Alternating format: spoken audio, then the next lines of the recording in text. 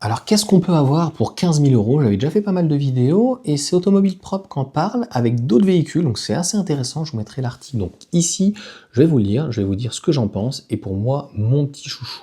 Donc, à 15 000 euros, bien sûr, donc qu'est-ce qu'il faut vérifier? C'est comme d'habitude, hein, le contrôle technique, on va vérifier les garanties, vérifier donc, de chaque véhicule, qu'est-ce qu'il propose au niveau de la garantie de la batterie, au niveau du moteur et la totalité.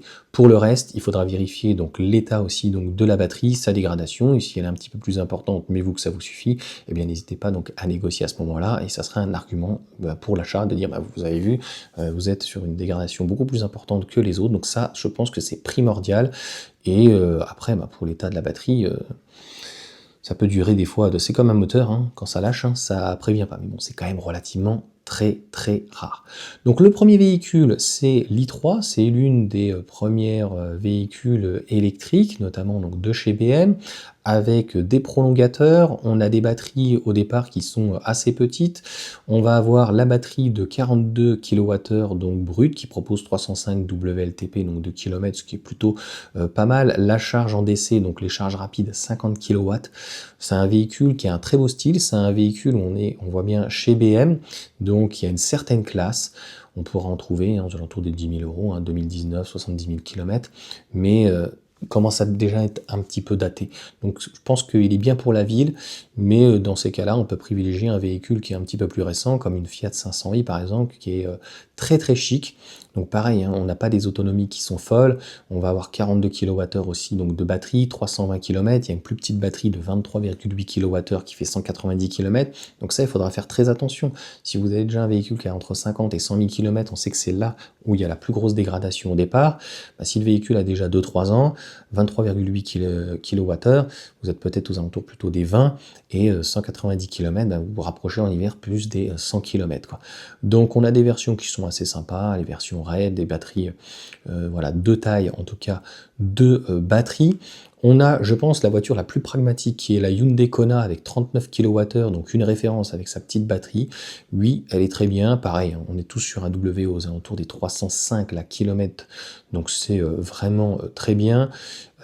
Pompe à chaleur, donc le véhicule, pareil, on va être aux alentours de 14 000 euros, donc c'est ce qu'ils disent, pour un véhicule qui est entre 50 et 70 000 km, c'est là où il y a la plus grosse dégradation, donc honnêtement, vérifiez bien, et vérifiez que le véhicule est bien passé donc en entretien, puisque normalement il est garanti de mémoire 7 ans chez Kia. La Mazda MX-30, le choix de l'originalité. Moi, c'est mon coup de cœur. À l'intérieur, Mazda reprend un petit peu le style allemand. Donc, à la fois très un peu austère, froid, mais aussi très structuré. Un peu un mélange d'italienne et d'allemande, quoi. Donc, c'est vraiment joli, un petit peu à la Alfa Romeo. L'autonomie est catastrophique. 200 km avec sa batterie de 35,5 kWh. On a une porte, hein, je crois, antagoniste, hein, je ne sais plus de l'autre côté. Les chargeurs, la charge 6,6 en AC, 50 kW en DC, elle est éclatée au sol. Je pense que c'est une voiture qui va chuter à un moment donné, peut-être même jusqu'à les 5, 6, 7 000 euros, parce qu'en fait, les stats sont éclatées, mais à un moment donné, il y aura en fait une clientèle pour acheter donc ce type de véhicule. Là, on peut repartir avec un modèle de 2021 avec 35 000 km sans dépasser les 15 000 euros. C'était un véhicule, je crois, qui était à 30-35 000, relativement cher. Il y avait des bonus à un moment donné ou quoi que ce soit. Je crois qu'elle est fabriquée par contre au Japon, si ma mémoire est bonne. Très bon assemblage, très bon véhicule. On a une belle puissance, hein, je crois, de moteur. Je crois qu'ils en parlent pas. Mais alors pour le reste, l'autonomie, la charge et tout, c'est un véhicule pour la ville. Donc 15 000 euros, vous pouvez la taper, c'est un coup de cœur pour moi, mais j'aurais tendance à attendre parce que je pense qu'on va vite les avoir en dessous de 10 000 euros. Ça va continuer à chuter et à un moment donné, ça va s'arrêter. La Nissan Leaf, une compacte habitable. Donc oui, là, on va en avoir beaucoup des Leaf, pareil, donc la Zoé, puisque c'est dans le même esprit, même châssis, même batterie, etc. Donc on peut trouver une Tecna 2021, 35 000 km, se négocie à 15 000 euros. Là, on aura un véhicule qui sera beaucoup plus polyvalent. La prise CHAdeMO, c'est vraiment à éviter. Un standard plus rare que le combo CCS. Bon, malheureusement, c'est son point faible, hein. C'est le problème des véhicules un peu plus anciens, mais bon, c'est pas mieux aujourd'hui, on voit bien avec la R5, puisqu'ils veulent nous sortir une 25 à 25 000 euros, un véhicule sans CCS, sans rien, et sans pompe à chaleur. Donc en fait, il faut vraiment tout vérifier sur ces véhicules. C'est ça qui est dommage. Donc en fait, c'est des véhicules qui sont pas assez polyvalents et qui vont pas proposer en fait assez d'autonomie. CHAdeMO, je pense qu'à terme, ça va disparaître, il y en aura pratiquement plus. Donc c'est compliqué. Après, est-ce qu'il y a un adaptateur dans ces cas-là? Moi, je suis pas un spécialiste de la Leaf. C'est des véhicules qui me faisaient pas rêver à l'époque. Je me disais, c'est pour mettre 30 000 euros, je préfère dans ces cas-là prendre un véhicule à l'éthanol et l'amortir. Peugeot i208, l'alternative à la Renault Zoé. J'avais fait pas mal de vidéos là-dessus aussi. La 2008 a pas mal décoté. Donc là, c'est déjà plus intéressant. On a un chargeur embarqué donc, de 11 kW, c'est plutôt pas mal. Je crois que la charge, on est à 80, ils n'en parlent pas. Une autonomie, on est aux alentours des 300 km, 220 km sur autoroute. Elle ne consomme pas énormément. On va trouver le premier moteur donc de 136 chevaux, moteur Continental, avec la plus petite batterie entre guillemets de 50 kWh de capacité brute. Je crois que net, c'est 46. Elle a un buffer qui est assez important. Donc on peut trouver une allure, donc c'est pas mal, de 2022 avec 70 000 km à 13 000 euros. Et au prix d'une GT de 2021 à 90 000 km. Donc un véhicule un petit peu plus vieux. Donc bon, la i208, je pense que ça va encore baisser.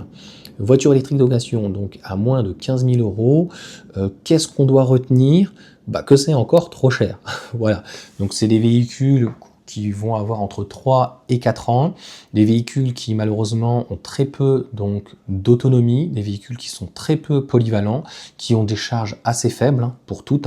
Donc en fait on est entre 200 et 300 km avec des dégradations. Ça veut dire que quand on est à 200 km WLTP, 190 comme certaines, eh bien en hiver des batteries de 30 kWh, je peux vous dire que on va être plus près des 100 km ou 120 km.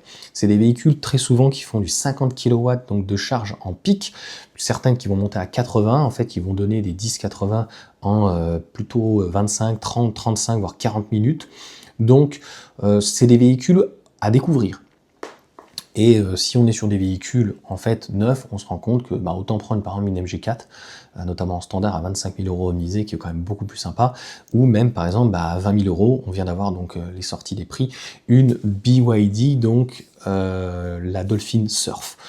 Pour le reste, moi je pense que ça va encore décoter. Donc moins de 10 000 euros, et là ça deviendra très compétitif pour celui en fait qui veut pas un véhicule polyvalent et où il va falloir rester dans le coin, ou pas dépasser les 2, 3, 400 km. Et donc privilégier les nationales, et plutôt en été. Ça fait beaucoup de conditions. Parce qu'encore une fois, en hiver, vous allez quand même consommer, même si vous êtes plus en stabilisé, vous allez être à 15, donc vous avez des batteries de 30, voire 40 kWh, voire 42, 44, donc vous n'allez pas dépasser les 200 km. Et donc, si vous faites 400 km donc sur national, il va falloir vous arrêter une fois. Donc, bon, sur national, moi, vous ne payerez pas les péages, vous aurez moins cher en tout cas, mais au détriment malheureusement donc des consommations. Enfin, c'est quand même encore une fois des véhicules, je trouve, peu polyvalents. Donc à 15 000 euros aujourd'hui, on a des véhicules neufs comme des Sandero. Vous allez me dire, c'est une Sandero, ouais, mais c'est un véhicule neuf. Là, on a des véhicules d'occasion, mais qui ont déjà beaucoup décoté. C'est des véhicules, notamment des 208 GT, c'est pratiquement 40 000 euros. C'est des véhicules donc qui ont perdu 25 000 euros sur 3-4 ans, 4 ans, 100 000 km. Donc en fait, comme je viens de vous dire, au niveau de la batterie, comme la dégradation se fait plus sur les 50 à 100 000 km premiers, si vous la tapez à 150 000 km, honnêtement, vous risquez absolument rien. Ce qu'il faut, donc, c'est bien vérifier l'état de la batterie et au niveau du moteur, etc. Et puis après, il existe des sociétés, au-delà de Peugeot ou d'un certain groupe ou du groupe dans lequel vous achetez donc la concession, donc le modèle, et bien éventuellement qui pourront vous réparer avant de vous remplacer éventuellement la pièce. Donc ça aussi, c'est des choses qui se font. Voilà pour cette vidéo. Si vous avez des questions, n'hésitez pas. Moi, je pense que c'est encore un peu cher, même si c'est une belle alternative sur l'occasion. Parce que franchement, quand tu vois les occasions des véhicules thermiques, on est dans ces prix-là, entre 10 et 15 000, donc le véhicule électrique va pouvoir s'amortir. Par contre, c'est vrai qu'en neuf, à un moment donné, on avait une Fiat Tipo à 16-17 000, donc peut-être en diesel, mais qui répond en tout cas à une demande économique, un véhicule qui est plutôt polyvalent, qui est plutôt grand. Donc voilà, on a un véhicule qui a 4 ans, qui pour certaines, notamment chez Peugeot, qui n'a plus de garantie. Donc là, on a les nouvelles garanties, notamment qui doivent être élargies sur 8 ans. Ça, c'est quelque chose en fait qui peut, notamment quelqu'un en occasion, rassurer. Et on devra avoir des garanties minimum de 8 ans, voire 10 ans, au moins sur la batterie et le moteur. Surtout chez les constructeurs généralistes qui n'installent pas des moteurs en fait sur l'essieu avant ou arrière, et on sait que ça coûte quand même 10-15 000 euros.